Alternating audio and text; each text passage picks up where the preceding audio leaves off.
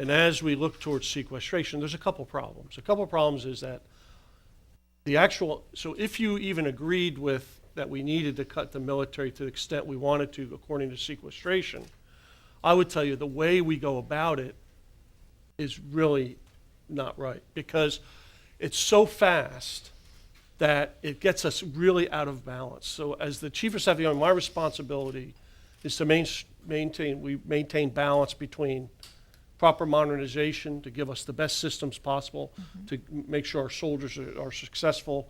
Second is to make sure we maintain a certain level of readiness so when we're called upon, we're prepared. And then the third piece is the end strength that we think is appropriate.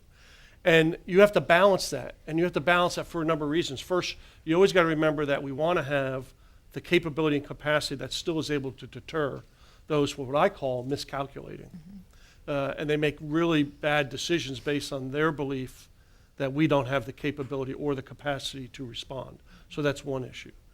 The second issue is those based on sequestration, is that we have to come down so fast, we can't take enough people out fast enough.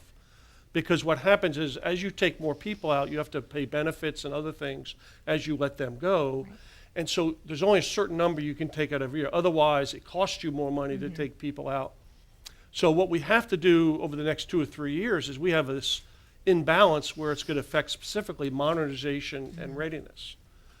So as I look ahead here, people often ask me, what keeps me up at night? What keeps me up at night is if I'm asked to deploy 20,000 soldiers somewhere, I'm not sure I can guarantee you that they're trained to the level that I think they should be over the next 2 or 3 years because of the way sequestration is being enacted. And that's really of a concern for me, because what does that mean? That means that yes, we'll still send soldiers.